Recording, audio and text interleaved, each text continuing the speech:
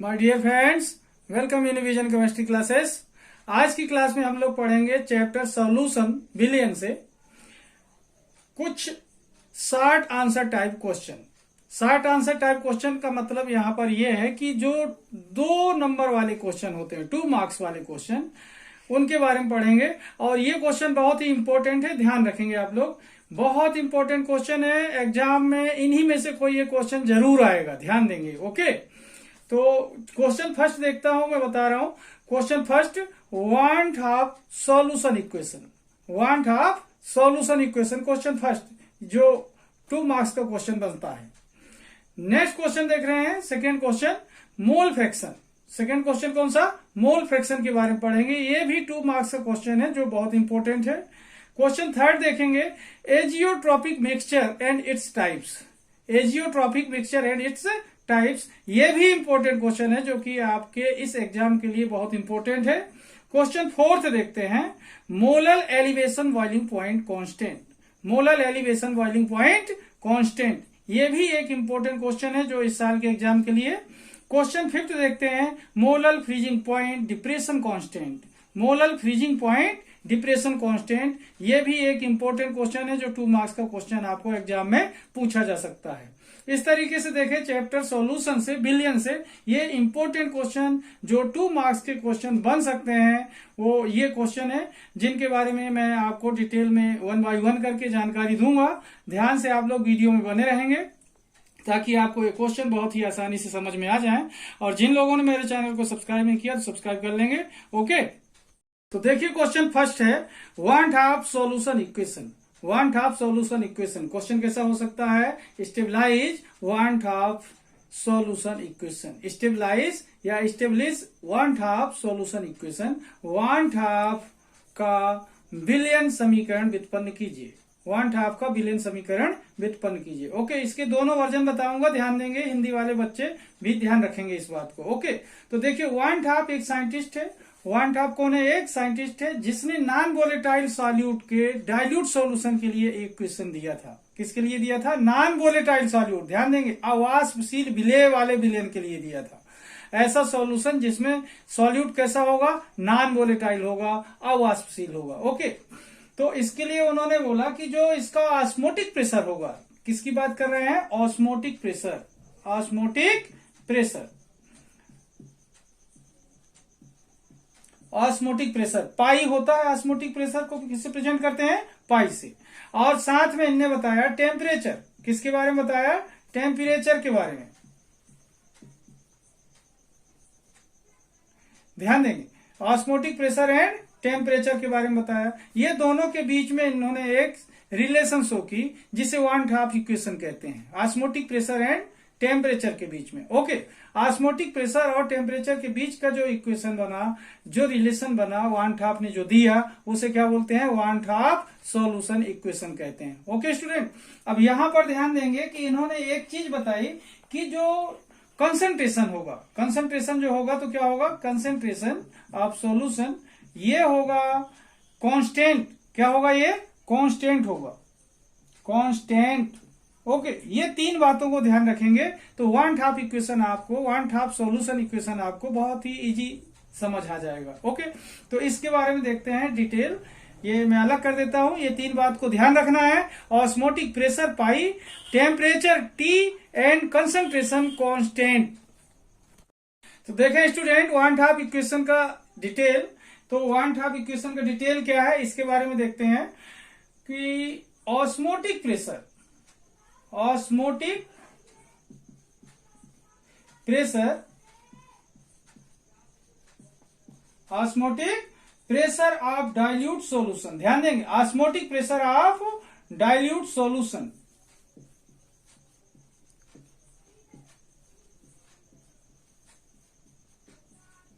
Osmotic pressure of dilute solution of a non volatile solute. इस बात को ध्यान रखेंगे, सॉल्यूट कैसा होगा? Non volatile.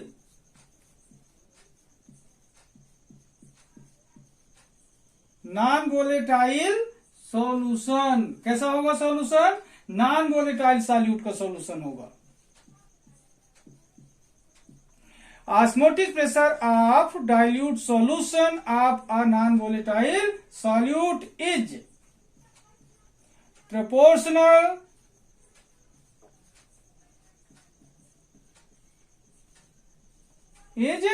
proportional to absolute temperature.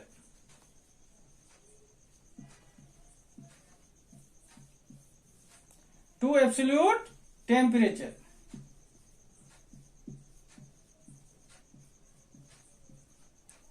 Okay. Of the solution.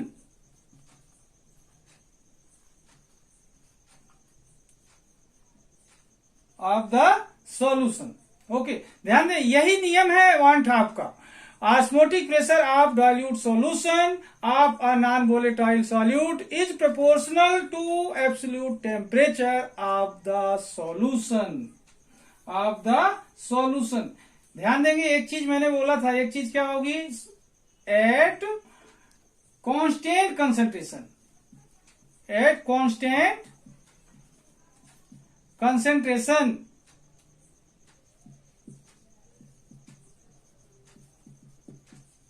At constant concentration.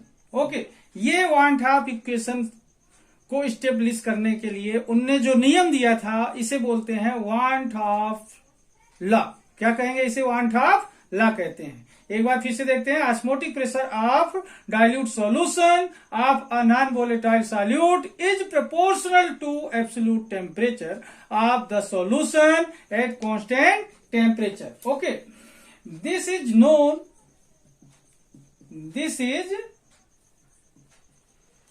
known as van't Hoff law. Okay, इसे क्या बोलते हैं? वन हाफ का नियम कहते हैं। This is known as van't Hoff law. According to this law,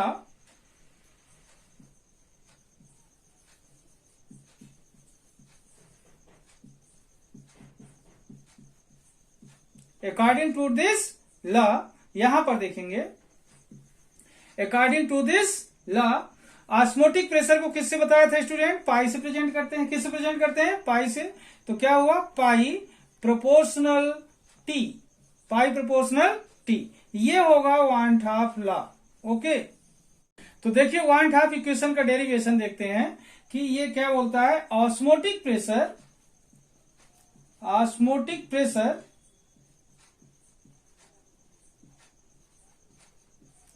osmotic pressure pi, osmotic pressure क्या है? पाई ऑफ अ सॉल्यूशन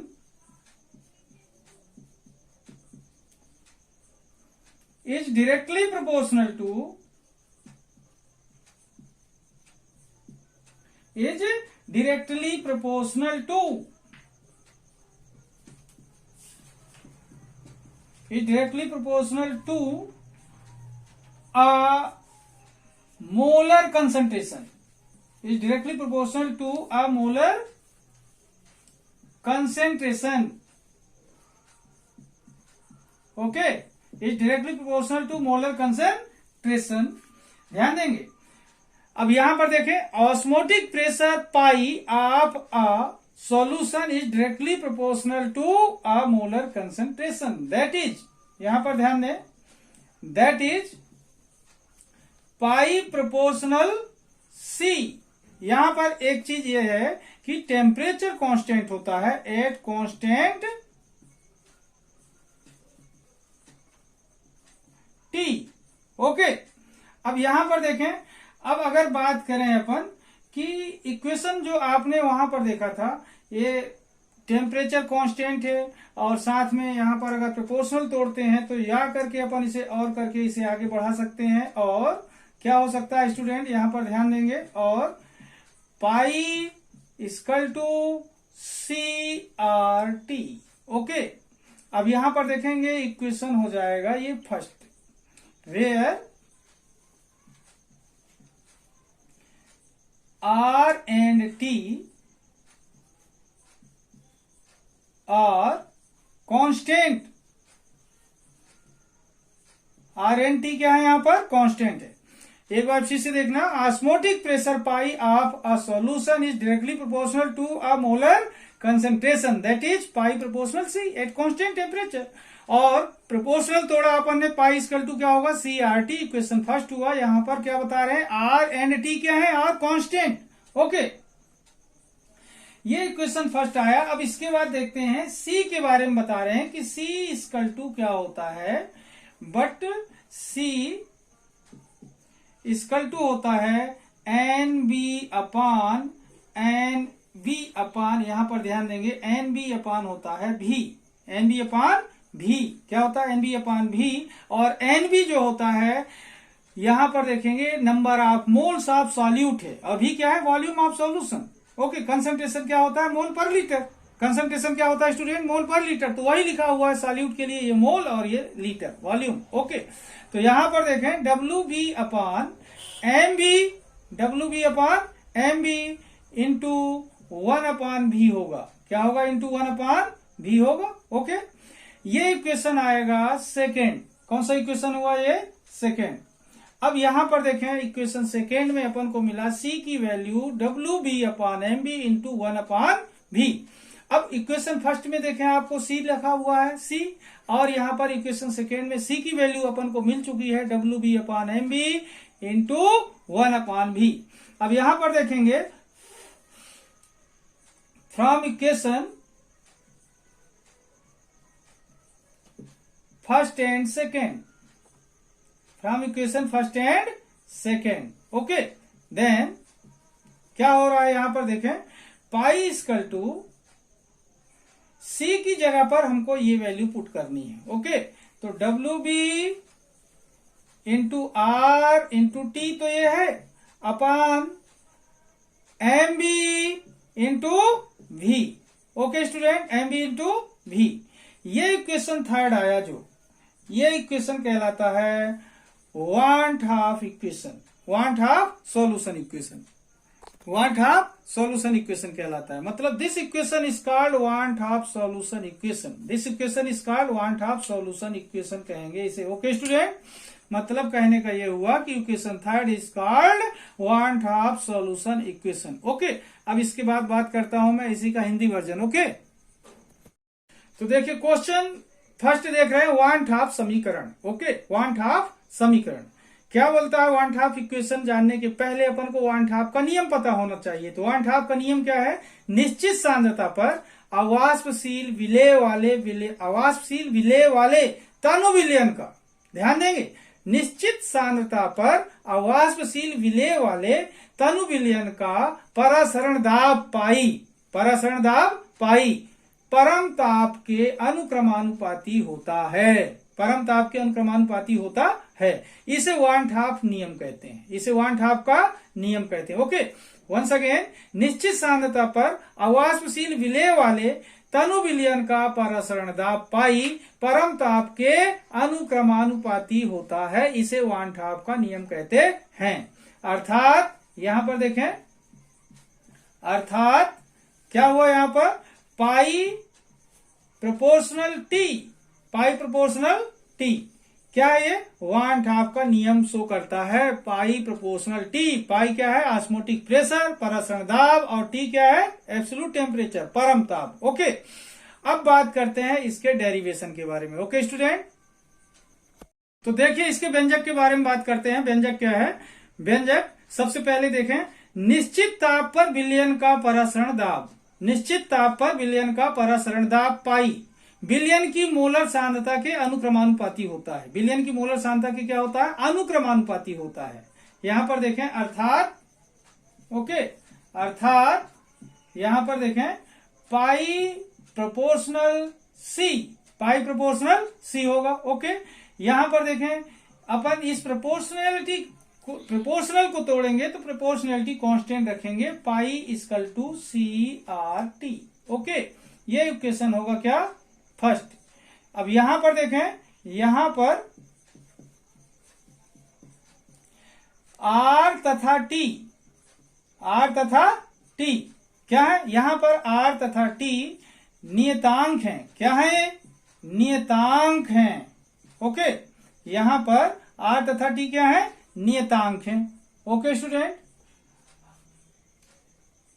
यहां पर आर तथा टी क्या है, नियतांक है। ओके, अब यहां पर देखें, लेकिन अपन को सी के बारे में जानकारी है। ओके, सी इक्वल टू होता है एन बी अपान भी।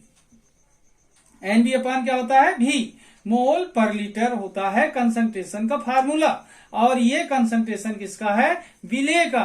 किसका है, विलेय का। तो क्या होगा, यहां पर W B upon M B, W B upon M B into 1 upon भी, इंटू क्या होगा, 1 अपान भी। ओके, ये इक्वेशन हो जाएगी सेकेंड। क्या हो जाएगी इक्वेशन, ये सेकेंड। अब देखें, फर्स्ट इक्वेशन देख रहे हैं यहां पर सी है, और सेकेंड इक्वेशन में सी की value W B upon M B into भी मिल गया अपन को। तो अब देखें, समीकरण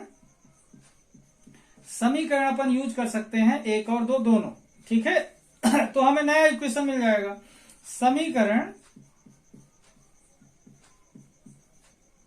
समीकरण एक और दो से, एक और दो से देखिए क्या होगा, पाई इक्वल टू होगा, पाई इक्वल टू हो जाएगा, यहां पर सी की जगह पर हम ये वैल्यू पुट कर देंगे। तो क्या हो जाएगा, pi equal to W B into R into T upon M B into V. ये इक्वेशन थर्ड आया। ये इक्वेशन थर्ड है, जो यही कहलाता है वान हाफ सॉल्यूशन इक्वेशन। ओके, समीकरण तीन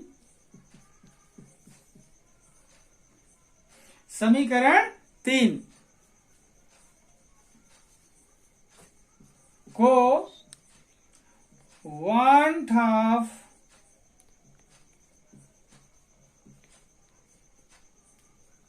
विलियन समीकरण कहते हैं।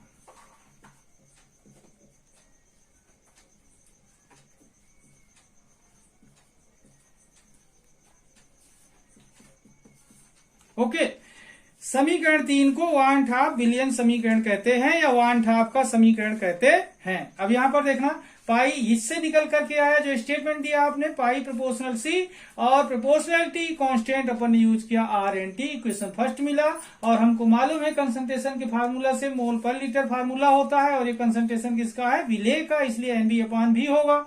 और एन बी की वैल्यू क्या होगी, W B upon M B into भी क्या था, 1 अपान भी। इक्वेशन सेकेंड आया। इक्वेशन सेकेंड और फर्स्ट और सेकेंड यूज करके अपन ने इक्वेशन थर्ड ऑब्टेन की, और इक्वेशन थर्ड क्या है, वन हाफ का इक्वेशन। ओके, अब इसमें देखें, ये पाई है, ऑस्मोटिक प्रेशर फाइंड कर सकते हैं। एम बी है, तो एम बी से क्या कर सकते हैं, सॉल्यूट का मॉलिक्यूलर मास फाइंड कर सकते हैं, ये इक्वेशन का उपयोग करके। ओके, इस तरीके से देखें, आपने देखा ये question first one Hoff equation establish करने का तरीका। ओके, बहुत इंपॉर्टेंट है, ध्यान देंगे आप लोग, इस साल के एग्जाम के लिए अति आवश्यक है इसे सीखना। ओके, तो देखें क्वेश्चन सेकेंड में देख रहे हैं मोल फ्रैक्शन। सबसे पहले इसकी डेफिनेशन देखें, ratio of moles of any one component, ratio of moles of any one component of solution, ratio of moles of any one component of solution, solvent और solute, solvent और solute, and total number of moles of solution, total number of moles of solution is called mole fraction. It is denoted by x, it is denoted by x. ध्यान देंगे, किसी एक component के moles और solution के total moles का जो ratio है क्या कहलाएगा, मोल फ्रैक्शन। ध्यान दे, वंस अगेन एक बार फिर से, मैंने बोला सॉल्यूशन के किसी एक कंपोनेंट के मोल्स, सॉल्वेंट का मोल्स ले या सॉल्यूट का मोल्स ले, और total number of moles of solution का जो रेशियो होगा वो क्या कहलाएगा, mole fraction. Okay, mole fraction क्या हुआ, मतलब कहने का दो प्रकार के मोल्स का रेशियो है, या तो सॉल्वेंट का मोल और सॉल्यूशन का मोल का रेशियो, या सॉल्यूट के मोल और सॉल्यूशन के मोल्स का रेशियो क्या कहलाता है, मोल फ्रैक्शन। और it is denoted by x, that is mole fraction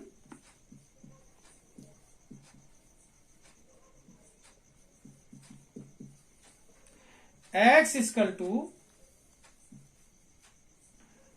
number of moles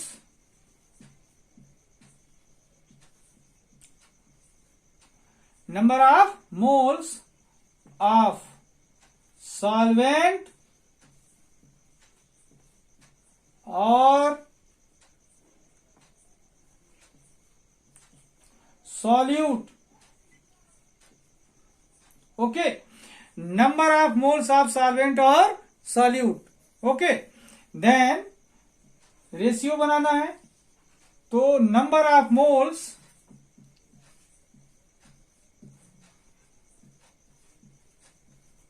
of solution.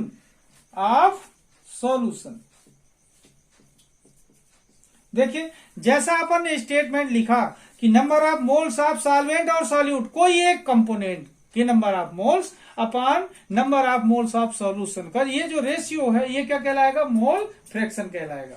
अब बात करते हैं इसके थोड़े से आगे इसके डेरिवेशन के बारे में। ओके स्टूडेंट,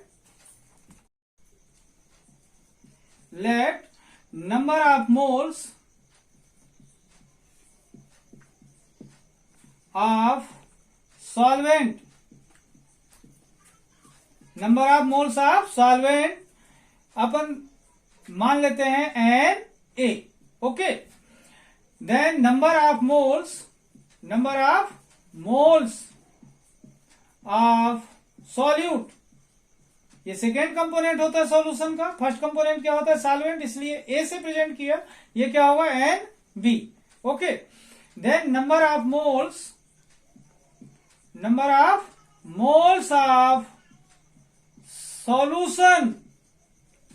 तो सॉल्यूशन कब बनेगा? जब सॉल्वेंट और सॉल्यूट दोनों एक साथ होते हैं, तो क्या हो जाएगा? Na plus NB। क्या होगा student? Na plus NB। Similar यहां पर देखें, मोल फ्रैक्शन, किसकी बात कर रहे हैं? मोल फ्रैक्शन की। Mole fraction of solvent, equal to XA होगा, and mole fraction of solute, क्या होगा? XB होगा। Okay, and mole fraction of solution क्या होगा? X होगा। इन दोनों को जब मिक्स करेंगे तो क्या बन जाएगा? मोल फ्रैक्शन ऑफ सॉल्यूशन। ओके, अब यहां पर देखें, अगर अपन देखा जाए तो यहां पर देखें, ये देखें अगर अपन तो देखें, that is XA equal to क्या होगा स्टूडेंट? XA इक्वल टू होगा NB upon NA plus NB, क्योंकि number of moles of solvent, sorry यहां पर क्या होगा? NA upon NA plus NB। यहां पर XA है तो सॉल्वेंट यूज कर रहे हैं, सॉल्वेंट का मोल फ्रैक्शन निकाल रहे हैं, तो नंबर ऑफ मोल्स किसका लेंगे? यहां पर सॉल्वेंट का। तो सॉल्वेंट और सॉल्यूशन के मोल्स का रेशियो है क्या? मोल फ्रैक्शन ऑफ सॉल्वेंट। ऐसा ही यहां पर देखेंगे, XB क्या होगा? यहां पर देखेंगे, ये सॉल्यूट के लिए है, किसके लिए है? सॉल्यूट के लिए। तो क्या होगा? NB upon NA plus NB, NA plus NB होगा। ओके, क्योंकि ये मोल फ्रैक्शन किसका है? सॉल्यूट का। तो यहां पर नंबर ऑफ मोल्स किसका ले रहे हैं अपन? सॉल्यूट का। तो सॉल्यूट के मोल्स के साथ रेशियो लेंगे जब अपन सॉल्यूशन के मोल्स का, तब कहलाएगा मोल फ्रैक्शन ऑफ सॉल्यूट। ओके, अब यहां पर बात करें मोल फ्रैक्शन ऑफ सॉल्यूशन, तो क्या लिखेंगे? फॉर सॉल्यूशन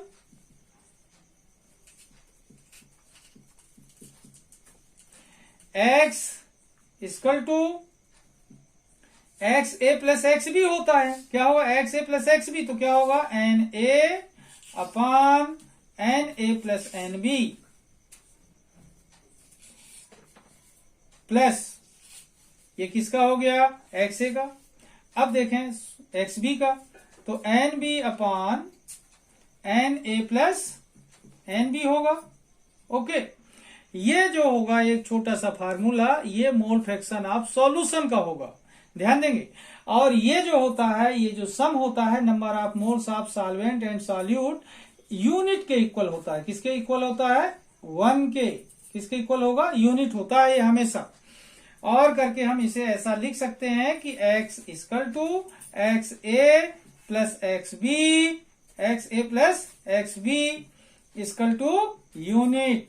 ओके, कहने का मतलब क्या हुआ कि किसी भी सॉल्यूशन का मोल फ्रैक्शन कितना होता है? यूनिट होता है। That is mole fraction of the solution is unit या is equal to unit always. Okay, इस तरीके से देखा अपन ने मोल फ्रैक्शन। अभी इसको हिंदी वाले बच्चे ध्यान देंगे। ओके, तो देखें स्टूडेंट इसके डेफिनेशन के बारे में कि मोल प्रभाज क्या है। ठीक है, तो विलयन के किसी एक घटक, विलयन के किसी एक घटक विलायक अथवा विलेय, विलयन के किसी एक घटक विलायक अथवा विलेय के मोलों की संख्या तथा विलयन के कुल मोलों की संख्या का अनुपात मोल प्रभाज कहलाता है। तथा इसे x से प्रदर्शित करते हैं। किससे प्रदर्शित करते हैं? x से प्रदर्शित करते हैं। अर्थात मोल प्रभाज, ध्यान देंगे फार्मूला आएगा मोल प्रभाज, अर्थात मोल प्रभाज x इक्वल टू, अर्थात मोल प्रभाज x इक्वल टू विलायक। किसकी बात करें? पहला कंपोनेंट क्या है? विलायक। दूसरा कंपोनेंट क्या है? विलायक या विलेय, विलायक या विलेय के मोलों की संख्या।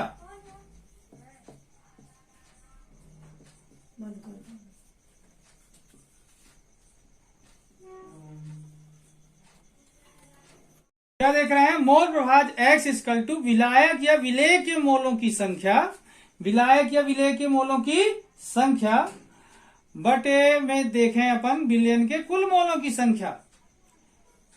विलयन के मोलों की संख्या, विलयन के मोलों की संख्या। ओके, तो ये फार्मूला किसका हुआ? डेफिनेशन के अकॉर्डिंग मोल प्रभाज का फार्मूला हुआ x इक्वल टू विलायक अथवा विलेय के मोलों की संख्या बटे विलयन के मोलों की संख्या।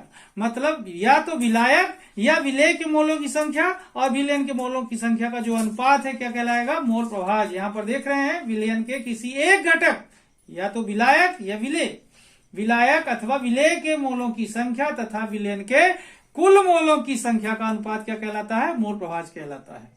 और इसे x से प्रदर्शित करते हैं। ओके, और ये डेफिनेशन के अकॉर्डिंग ये फार्मूला। अब बात करते हैं इसके छोटे से डेरिवेशन की। ओके, तो देखिए मान लेते हैं, माना कि विलायक के मोलों की संख्या Na है, विलेय के मोलों की संख्या क्या है? Nb है। विलयन के मोलों की संख्या क्या होगी? दोनों को प्लस कर देंगे, Na प्लस Nb। तो अब आगे थोड़ी देखें, विलायक का मोल प्रभाज क्या होगा? XA। विलेय का मोल प्रभाज क्या होगा? XB। अब यहां पर देखें, अर्थात XA इक्वल टू क्या होगा student? Na upon Na plus Nb। Okay, Na plus Nb होगा। एंड XB बराबर क्या होगा? यहां पर देखें, ये क्योंकि सॉल्यूट का है, विलेय का है, तो यहां पर नंबर ऑफ मोल्स किसका लेंगे? Nb, विलेय के। Na प्लस Nb होगा। Okay, Na plus Nb। Okay, अब यहां पर देखें विलयन के लिए, किसके लिए देख रहे हैं? विलयन के लिए, फॉर सॉल्यूशन। विलयन के लिए क्या होगा? ये फार्मूला देखते हैं। विलयन के लिए यहां पर देखना, x equal to Na plus Na upon Na plus Nb, क्योंकि जब दोनों को प्लस करेंगे तो विलयन बन जाएगा। Nb अपान Na प्लस Nb। ओके, ये एक इकाई होता है, ध्यान देंगे। इन दोनों का सम क्या होता है? हमेशा एक के बराबर होता है, ध्यान रखना है इसको। या x इक्वल टू होगा XA plus XB equal to क्या होगा? 1। ओके, ध्यान रखना है स्टूडेंट कि मोल प्रभाज का सम क्या होता है? यूनिट होता है। विलायक, यहां पर देंगे विलायक, विलायक तथा विलेय, विलेय के मोल प्रभाज का सम के मोल प्रभाज का सम, मोल प्रभाज का योग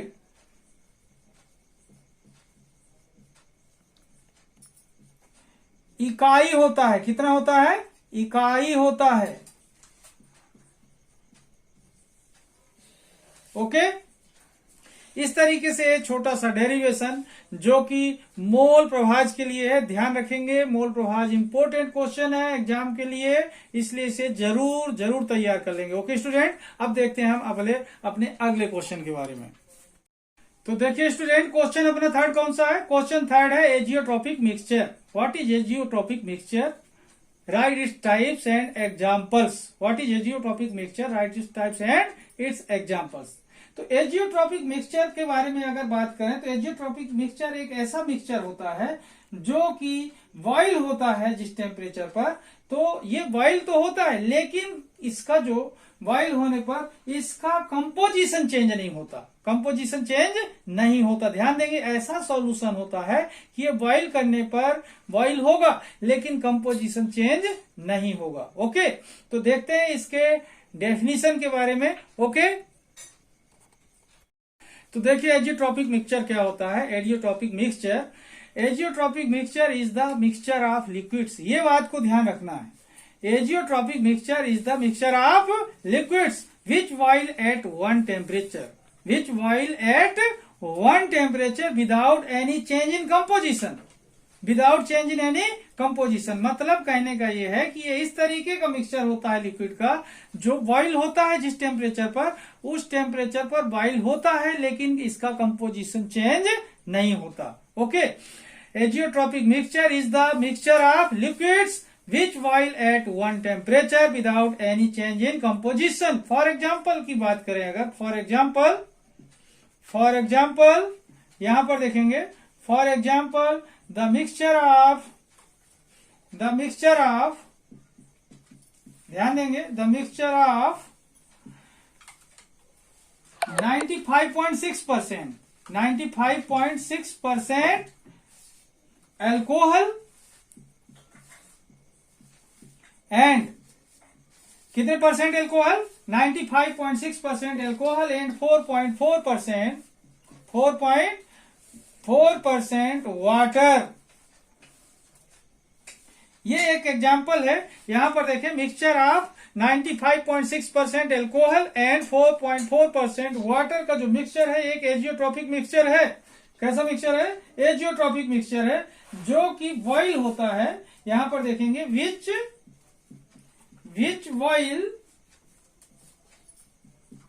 विच बॉइल्स एट 78.13 डिग्री सेल्सियस। इतने टेम्परेचर पर ये बॉइल होता है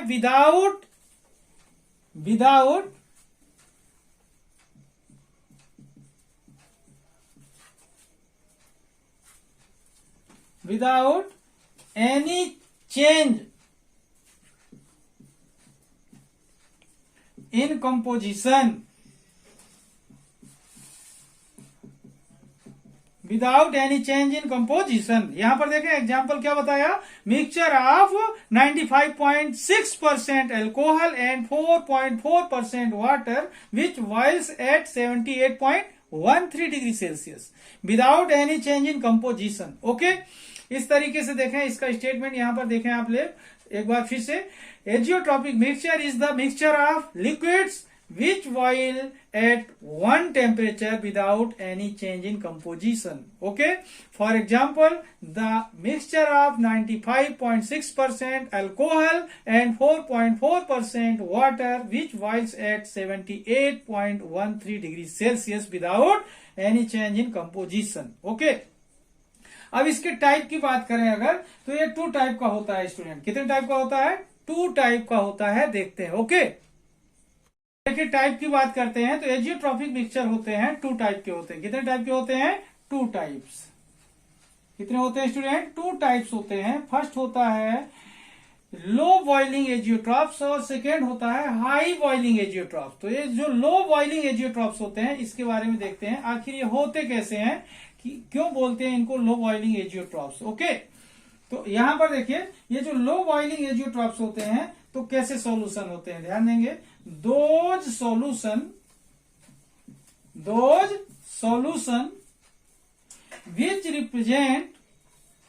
विच ये इंपॉर्टेंट बात है, ध्यान रखना, विच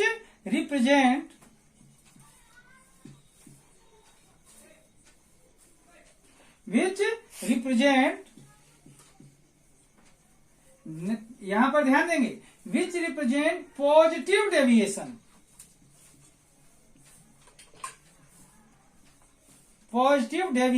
विच represent positive deviation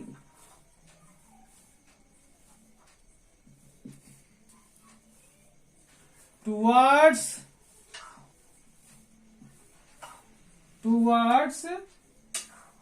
Raoul's law. किससे पॉजिटिव डेविएशन शो करते हैं ये? दो solution which represent positive deviation toward Raoult's law.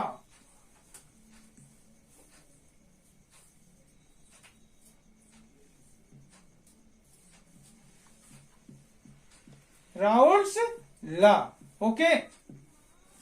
ऐसे सॉल्यूशन जो राउल्स लॉ से कैसा डेविएशन शो करेंगे? पॉजिटिव डेविएशन शो करते हैं। दो solution which represent positive deviation towards Raoult's law, okay.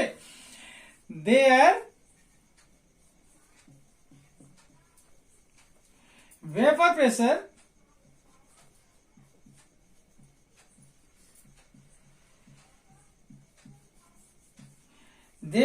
pressure is high. Their vapor pressure is high. Thus,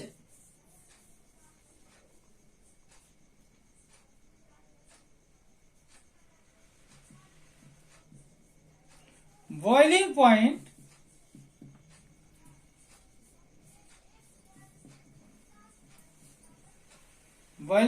is low.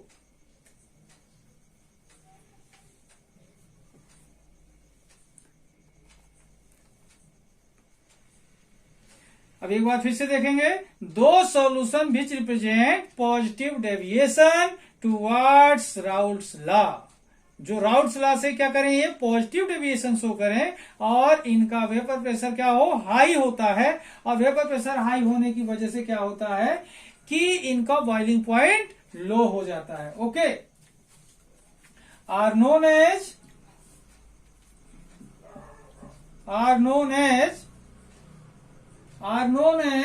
Low boiling azeotropic mixture. Low boiling, their vapor pressure is high, thus boiling point is low, are known as low boiling azeotropic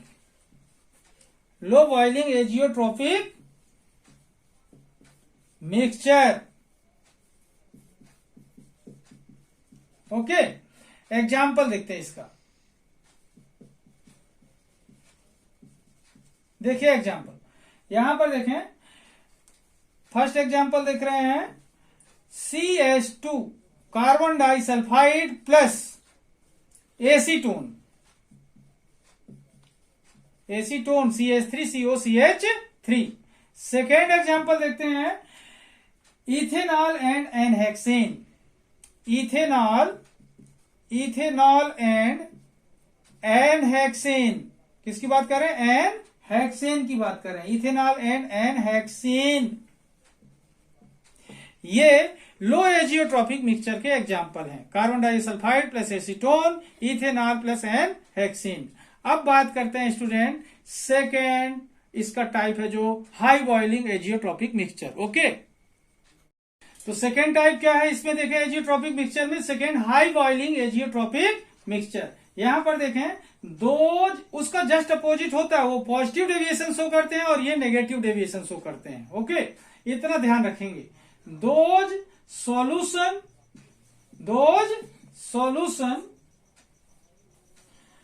which represent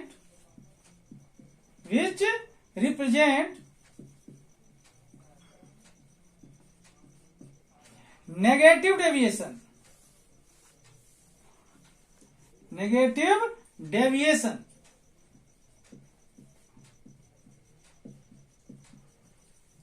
towards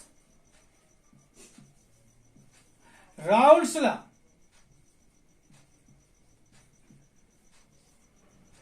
towards Raoult's law. Okay, यहां पर देखें, दो solution which represent negative deviation towards Raoult's law, their, वहां पर देखें अपन बात किए थे their vapour pressure is high, वहां पर वेपर प्रेशर क्या था उनका, हाई था। यहां पर जस्ट अपोजिट होगा, इनका वेपर प्रेशर क्या होगा, लो होगा। Their vapour pressure, their vapour pressure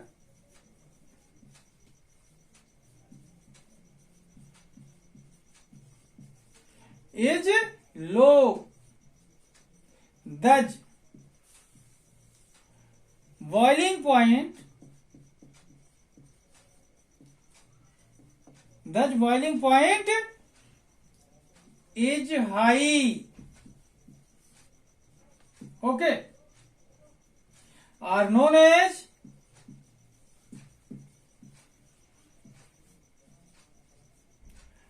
high boiling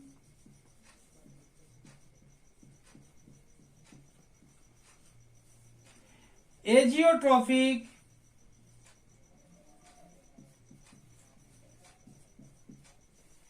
mixture. Okay, high boiling azeotropic mixture.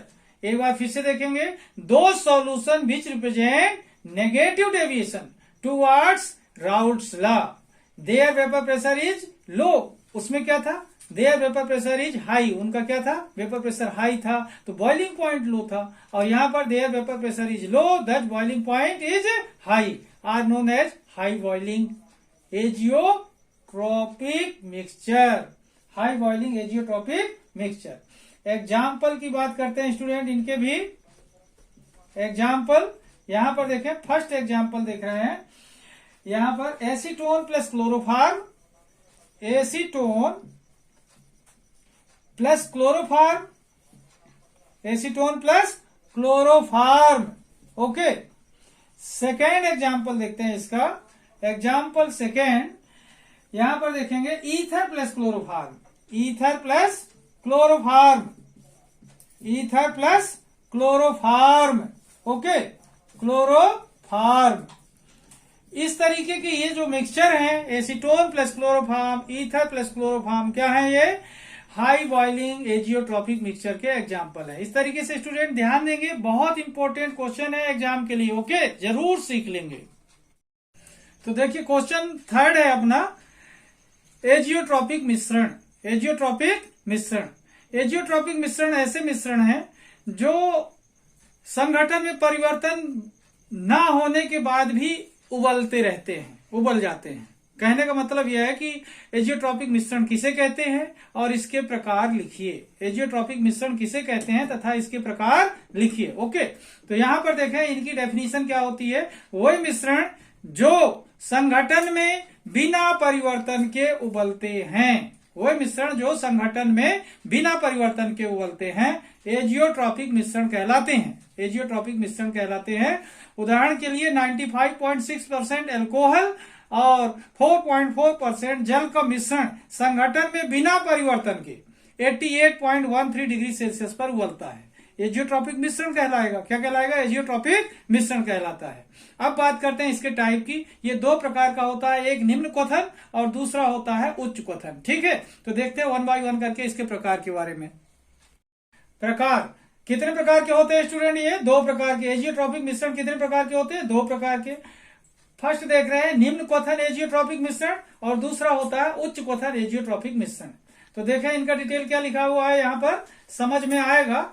वही मिश्रण जो राउल्ट के नियम से धनात्मक विचलन प्रदर्शित करते हैं, वही मिश्रण जो राउल्ट के नियम से, वही मिश्रण जो राउल्ट के नियम से धनात्मक विचलन प्रदर्शित करते हैं तथा इनका वाष्प दाब क्या होता है, उच्च होता है।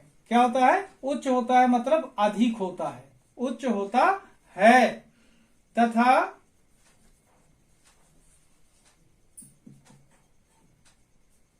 तथा क्वथनांक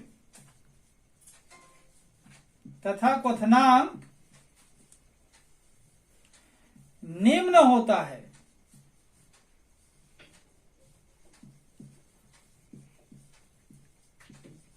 वाष्प दाब क्या होता है? उच्च होता है, और क्वथनांक क्या होता है? निम्न होता है। निम्न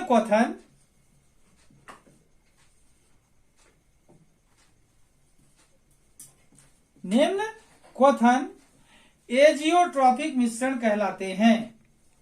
एजियोट्रॉपिक, निम्न क्वथन एजियोट्रॉपिक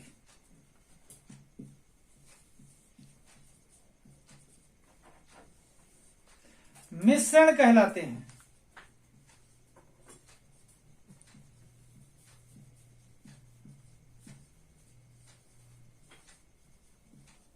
ओके, एक बार फिर से देखना। निम्न क्वथन एजियोट्रॉपिक मिश्रण वही मिश्रण जो राउल्ट के नियम से धनात्मक विचलन प्रदर्शित करते हैं तथा इनका वाष्प दाब उच्च होता है और क्वथनांक निम्न होता है। निम्न क्वथन एजियोट्रॉपिक मिश्रण कहलाते हैं। उदाहरण देखते हैं स्टूडेंट। उदाहरण देखें नंबर 1। फर्स्ट एग्जांपल की बात करते हैं। कार्बन डाइसल्फाइड, ध्यान देंगे। Example first, CH2 plus acetone, CH2 plus acetone. ये जो एग्जांपल है, कौन सा एग्जांपल कहलाएगा? निम्न क्वथन एजियोट्रॉपिक मिश्रण का। सेकेंड देखते हैं एग्जांपल इसका, ethanol plus n hexane, ethyl alcohol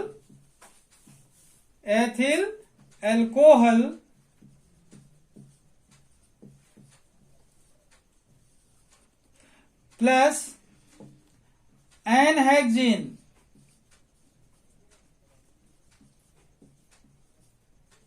ethyl alcohol plus n hexane. इस तरीके से देखें कि ये क्या हुआ? वही मिश्रण जो राउल्ट के नियम से क्या करते हैं? धनात्मक विचलन प्रदर्शित करते हैं तथा इनका वाष्प दाब उच्च होता है और क्वथनांक निम्न होता है। निम्न क्वथन एजियोट्रॉपिक मिश्रण कहलाते हैं। उदाहरण, carbon disulphide plus acetone. Second example, ethyl alcohol plus n hexane. अब बात करता हूं इसके सेकेंड टाइप की। ओके, तो देखिए सेकेंड टाइप कौन सा हुआ?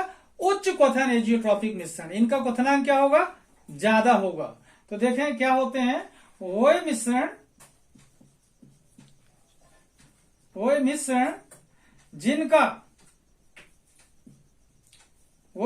जो राउल्ट के नियम से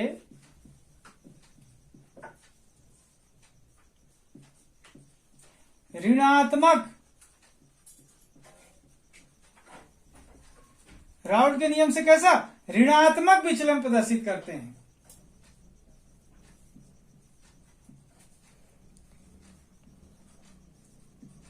ऋणात्मक विचलन प्रदर्शित करते हैं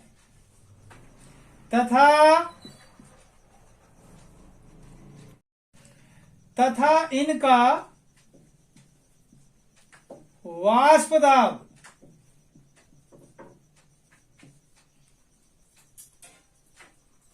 निम्न और क्वथनांक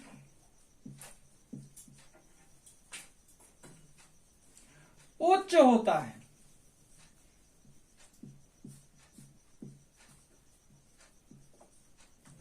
उच्च क्वथन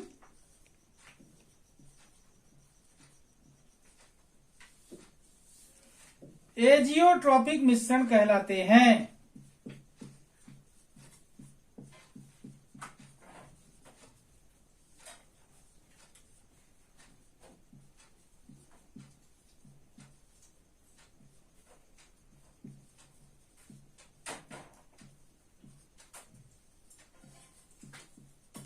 ओके, देखें एक बार फिर से। वही मिश्रण जो राउल्ट के नियम से ऋणात्मक विचलन प्रदर्शित करते हैं। कैसा विचलन प्रदर्शित करेंगे? ये ऋणात्मक विचलन प्रदर्शित करते हैं तथा इनका वाष्प दाब क्या होता है? निम्न होता है। और क्वथनांक उच्च होता है। उच्च क्वथन एजियोट्रॉपिक मिश्रण कहलाते हैं। ओके, अब इनका देखते हैं उदाहरण। देखिए उदाहरण क्या है। फर्स्ट नंबर का एग्जाम्पल देखते हैं, कार्बन डाइसल्फाइड, एग्जाम्पल देखें इनका उच्च क्वथन एजियोट्रॉप का, acetone plus chloroform. Acetone plus chloroform,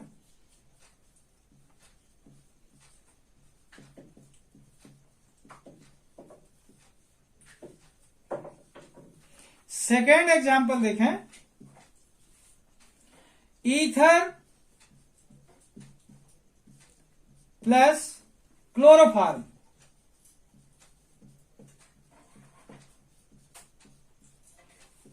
इस तरीके से देखिए ये एग्जाम्पल हुए acetone plus chloroform, ether plus chloroform, किसके एग्जाम्पल हुए? उच्च क्वथन एजियोट्रॉपिक मिश्रण के। ओके स्टूडेंट, इस तरीके से एजियोट्रॉपिक मिश्रण अपन ने पढ़ा, बहुत इंपॉर्टेंट है, ध्यान रखेंगे, जरूर तैयार कर लेंगे। ओके, अब देखते हैं नेक्स्ट क्वेश्चन के बारे में। तो देखें क्वेश्चन फोर्थ क्या है, molal elevation boiling point constant. देखें इसको कैसे डिफाइन कर सकते हैं, definition of molal elevation boiling point constant.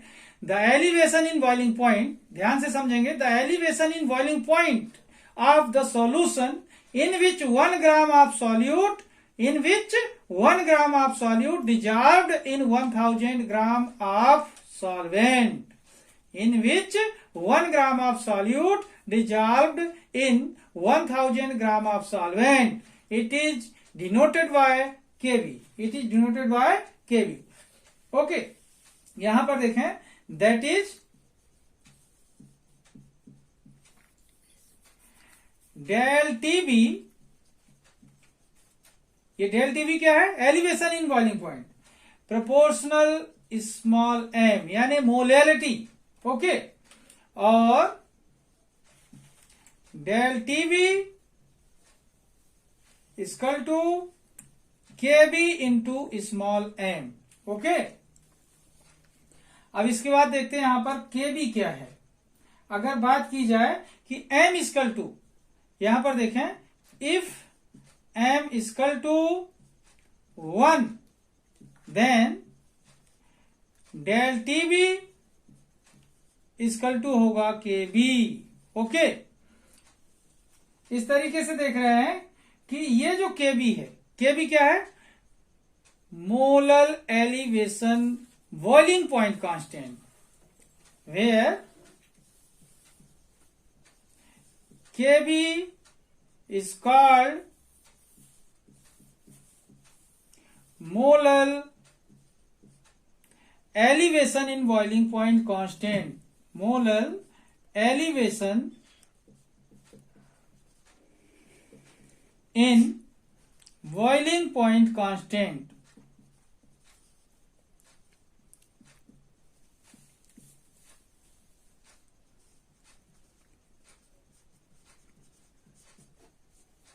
Okay, इस तरीके से क्लियर होता है क्या है molal elevation boiling point constant. The elevation in boiling point of the solution in which 1 gram of solute dissolve in 1000 gram of solvent, it is denoted bye KB. That is, ये कहां से अपन use कर रहे हैं? Elevation in boiling point का जो formula होता है, एलिवेशन इन बॉइलिंग पॉइंट का जो फार्मूला होता है वहां से क्या हुआ? Del T B proportional small M, M क्या है? Proportionality constant. यहां पर जो एम है प्रोपोर्शनल के बाद जो यूज कर रहे हैं ये है मोलैलिटी। क्या है? मोलैलिटी। ओके, अपन यहां पर प्रोपोर्शनलिटी कांस्टेंट यूज कर रहे हैं। डेल टीबी इक्वल टू क्या हो रहा है यहां पर? K b into small m. यदि एम की वैल्यू 1 हो तो क्या होगा? Del TB equal to K b. Okay student, यहां पर केबी क्या है? K b is called molar elevation in boiling point constant. Okay, तो देखिए हिंदी में क्वेश्चन फोर्थ, मोलल क्वथनांक उन्नयन स्थिरांक किसे कहते हैं? ओके, तो वह विलयन जिसके 1000 ग्राम विलायक में विलेय का 1 ग्राम विलेय करने पर, विलेय का 1 ग्राम विलेय, यहां पर देखेंगे विलेय का 1 ग्राम विलेय करने पर क्वथनांक में जो वृद्धि होती है उसे मोलल क्वथनांक उन्नयन स्थिरांक कहते हैं। तथा इसे केबी से प्रदर्शित करते हैं। एक बार फिर से देखना, वह विलयन जिसके 1000 ग्राम विलायक में विलेय का 1 ग्राम विलेय करने पर क्वथनांक में जो वृद्धि होती है उसे मोलल क्वथनांक उन्नयन स्थिरांक कहते हैं। वह विलयन जिसके 1000 ग्राम विलायक में विलेय का 1 ग्राम विलेय करने पर क्वथनांक में जो वृद्धि होती है उसे मोलल क्वथनांक उन्नयन स्थिरांक कहते हैं तथा इसे केबी से प्रदर्शित करते हैं। ओके, अर्थात यहां पर देखें इसका फार्मूला कैसे आएगा। अर्थात यहां पर देखेंगे del T B proportional small M, यहां पर एम क्या है, यहां पर क्या है, एम मोललता है, क्या है, एम। या करके देखें डेल टीबी इक्वल टू क्या होगा, केबी इंटू एम। यदि एम इक्वल टू 1 हो तो ओके क्या होगा, डेल टीबी इक्वल टू क्या होगा student, del TB equal to होगा केबी। ओके, यहां पर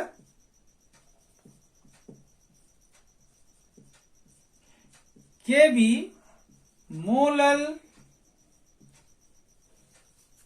क्वथनांक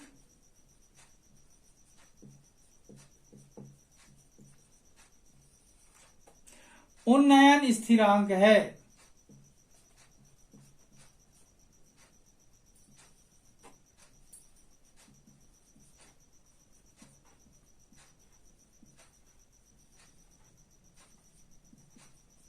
ध्यान देंगे स्थिरांक को नियतांक भी बोलते हैं, तो कहीं ऐसा हो शब्द तो कंफ्यूज नहीं होंगे कि नियतांक अलग है और स्थिरांक अलग है। ओके, इस तरीके से डेल टीबी इक्वल टू क्या हुआ, केबी। यहां पर केबी क्या है, मोलल क्वथनांक उन्नयन स्थिरांक है। ओके स्टूडेंट, तो देखिए क्वेश्चन 5th है, molal freezing point depression constant. What is molal freezing point depression constant. Molal freezing point depression constant को डिफाइन करने के लिए देखें यहां पर, the depression in freezing point of the solution, the depression in freezing point of the solution in which 1 gram of solute is dissolved, in which 1 gram of solute is dissolved in 1000 gram of solvent.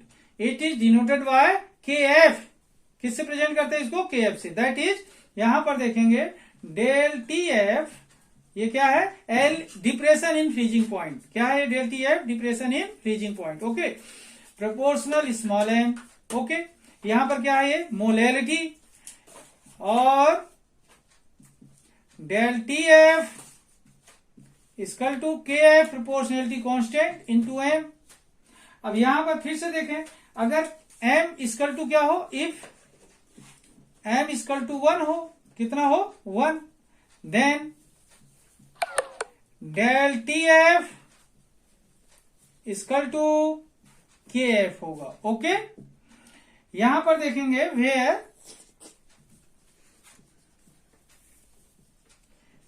Kf is called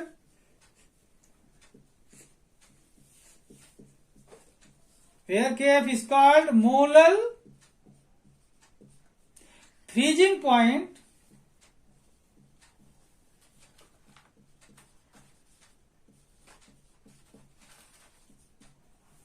depression constant, freezing point depression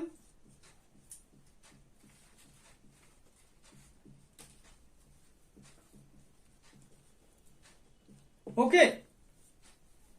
इस तरीके से देखें, del Tf क्या है, depression in freezing point, m क्या है, molality, depression in freezing point is directly proportional to molality.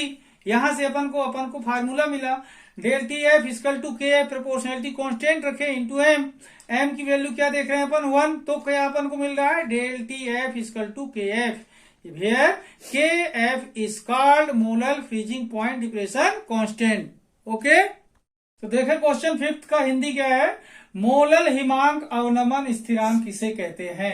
Molal हिमांक अवनमन स्थिरांक किसे कहते हैं, देखिए इसकी डेफिनेशन, विलयन के 1000 ग्राम विलायक में, विलयन के 1000 ग्राम विलायक में 1 ग्राम विलेय को घोलने पर कितना, 1 ग्राम विलेय को घोलने पर हिमांक में जो कमी आती है उसे मोलल हिमांक अवनमन स्थिरांक कहते हैं, उसे मोलल हिमांक अवनमन स्थिरांक कहते हैं तथा इसे Kf से प्रदर्शित करते हैं। ओके, देखें, अर्थात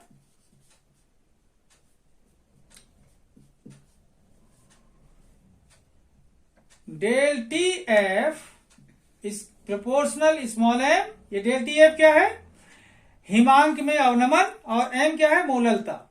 इसके बाद देखें, या करके इसे आगे बढ़ाते हैं अपन, del T F equal to K F into small m. देखें, यदि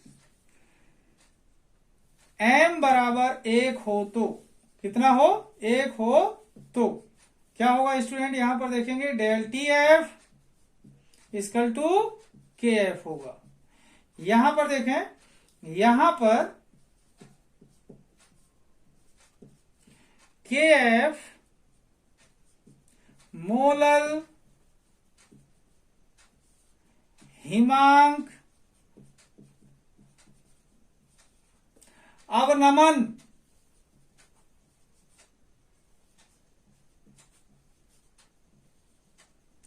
स्थिरांक कहते हैं।